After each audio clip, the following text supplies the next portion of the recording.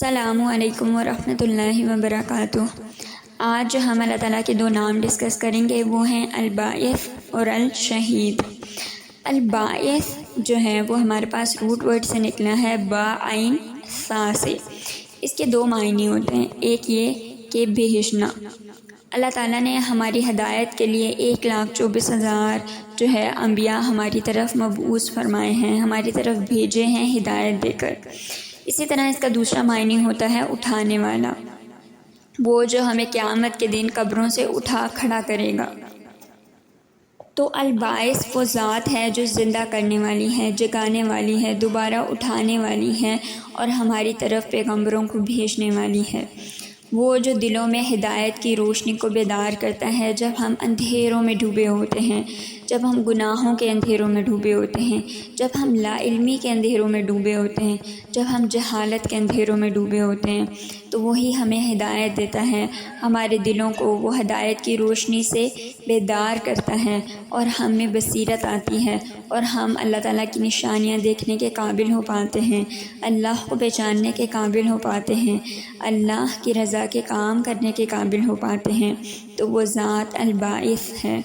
اسی طرح اللہ تعالیٰ مردہ زمین کو زندہ کر دیتے ہیں بارش کے ذریعے سے، اور اسی طرح قیامت کے دن اللہ تعالیٰ جو ہے وہ ہمیں بھی ہماری قبروں سے اٹھا کھڑا کریں گے۔ وہ جب ہم مٹی میں مٹی ہو چکے ہوں گے، جب ہماری ہڈیاں ڈھانچے سب الگ ہو چکے ہوں گے، تب اللہ تعالیٰ ہمیں قبروں سے اٹھا کھڑا کریں گے۔ تو اللہ تعالیٰ کی ذات الباعث ہے۔ اور اگر ہم ہماری ڈیلی روٹین میں دیکھتے ہیں تو ہم دیکھتے ہیں کہ اللہ تعالیٰ ہمیں ہماری نیند سے روز اٹھاتے ہیں۔ جب بھی ہم سوتے ہیں تو ہم اٹھتے ہیں تو اللہ تعالیٰ کا شکر ادا کرتے ہیں کہ اللہ تعالیٰ نے ہمیں مرنے کے بعد زندہ کیا ہے۔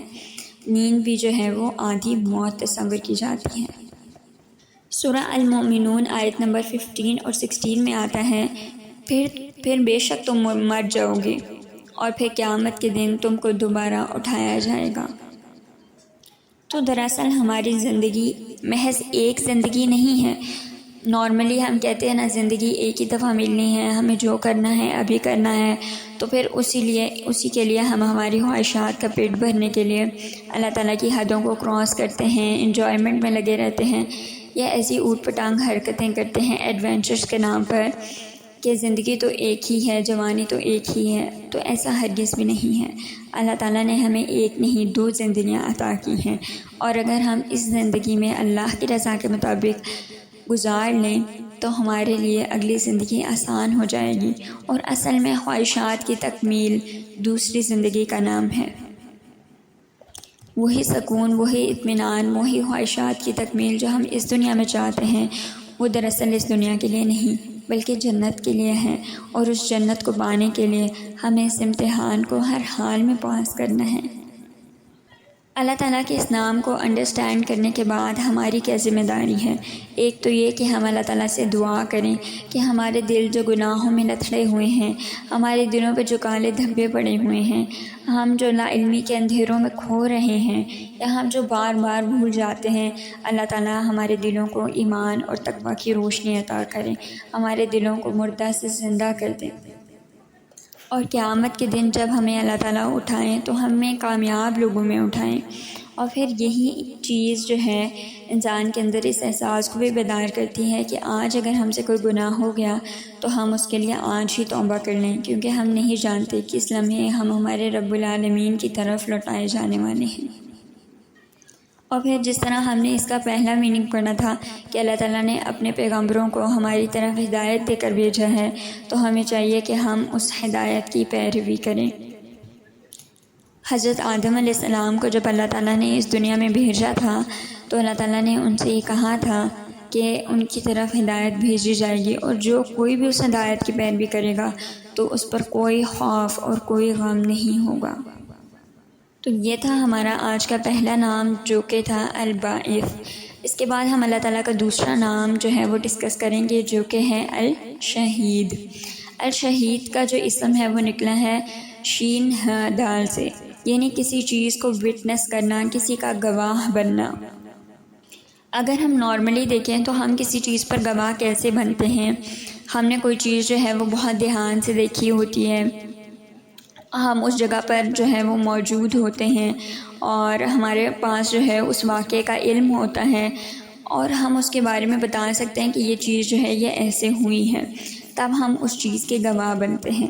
تو جب ہم کہتے ہیں کہ اللہ تعالیٰ کی ذات الشہید ہے تو اس کا مطلب ہے کہ اللہ تعالیٰ کی ذات ہر چیز پر گواہ ہے، اللہ تعالیٰ ہر چیز کو دیکھ رہے ہیں، اللہ تعالیٰ ہر جگہ اپنے علم کے اعتبار سے موجود ہیں، اور اللہ تعالیٰ کے پاس اس کا پورا نالج ہونے کے ساتھ ساتھ اللہ تعالیٰ اس کے بارے میں ججمنٹ بھی دے سکتے ہیں کہ کون حق پر ہے اور کون غلط ہے۔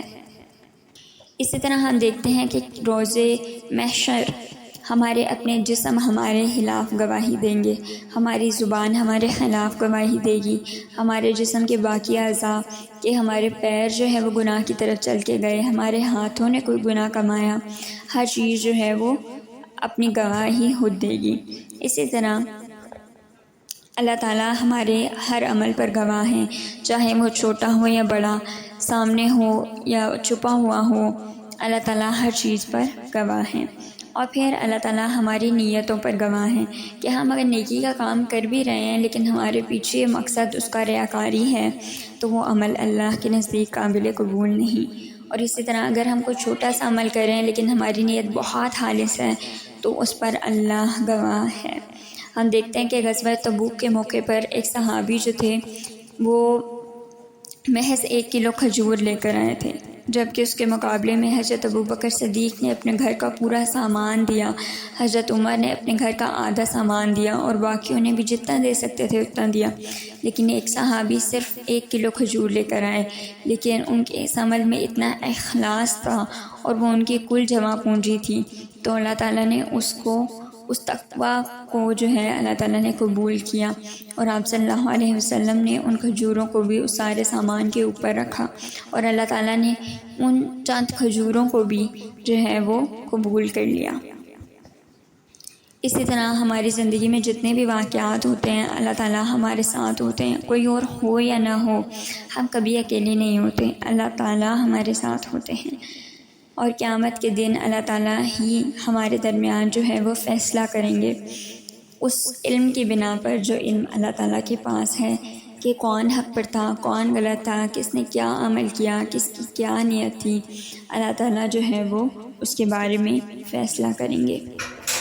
شہید وہ ہستی ہے جس سے کوئی بھی چیز غائب نہ ہو اور زمین اور آسمان سے ایک ذرہ برابر بھی چیز اس سے اوجھل نہ ہو، بلکہ وہ ہر چیز پر پوری طرح مطلع ہو۔ سورہ الحج آیت نمبر 17 میں آتا ہے، بے شک اللہ تعالیٰ روز قیامت ان کے درمیان فیصلہ کریں گے، بے شک اللہ تعالیٰ ہر چیز پر گواہ ہیں۔ اسی طرح سورہ البروج آیت نمبر 9 میں آتا ہے، وَاللَّهُ عَلَىٰ كُلِّ شَيْءٍ شَهِيدٌ، اور اللہ تعالیٰ ہر چیز پر گواہ ہیں۔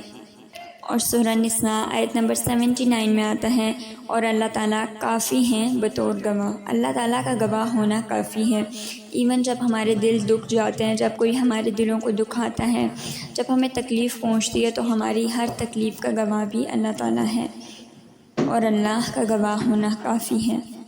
اگر لوگ ہمیں سمجھتے ہیں یا نہیں سمجھتے اس سے کوئی فرق نہیں پڑتا، ہمارے رب کا گواہ ہونا کافی ہے۔ سورہ المائدہ آیت نمبر 117 میں آتا ہے، آپ ہی ان پر نگران تھے اور آپ ہی ہر چیز پر گواہ ہیں۔ یہ عیسیٰ علیہ السلام نے کہا، جب روز محشر ان سے ان کی قوم کے بارے میں سوال کیا جائے گا تو وہ کہیں گے کہ اللہ تعالیٰ ہی ان تمام لوگوں پر گواہ تھے اور اللہ تعالیٰ ہر چیز پر گواہ ہیں۔ ایسے ہی سورہ حدید آیت نمبر 4 میں آتا ہے، اور وہ تمہارے ساتھ ہیں تم جہاں بھی ہو، اور تم جو بھی عمل کرتے ہو اللہ تعالیٰ اسے دیکھ رہے ہیں۔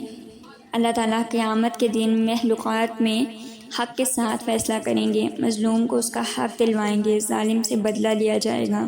اللہ تعالیٰ کا ارشاد ہے، بے شک اللہ تعالیٰ ان کے درمیان روز قیامت فیصلہ کریں گے، اور بے شک اللہ ہر چیز پر گواہ ہیں۔ شیخ ابن تیمیہ رحمہ اللہ کہتے ہیں، جب تم کسی عمل سے دل میں حلاوت نہ پاؤ اور طبیعت میں کشادگی نہ آئے تو فکر کرو، کیونکہ رب تعالیٰ قدردان ہے، وہ عامل کو اس کے عمل کی جزا دنیا میں دیتے ہیں۔ یہ جزا وہ شیرنی ہے جو بندہ اپنے دل میں نیک عمل کر کے پاتا ہے، اور آنکھوں کی ٹھنڈک پاتا ہے۔ جب یہ انشراح صدر نہ پائے تو جان لے کہ اس کے عمل میں غلط چیز دخل اندازی کر گئی، اسے اصلاح کی فکر کرنی چاہیے۔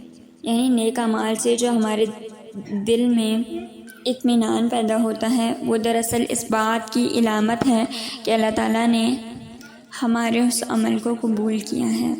اور اگر وہ اطمینان نصیب نہ ہو تو انسان کو فکر کرنی چاہیے اور اپنے گناہوں سے معافی مانگنی چاہیے۔ تو یہ تھے ہمارے آج کے دو نام، الباعث اور الشہید۔ وآخر دعوانا ان الحمد للہ رب العالمین، سبحانک اللہم وبحمدک، نشہد ان لا الہ الا انت، نستغفرک ونتوب الیک۔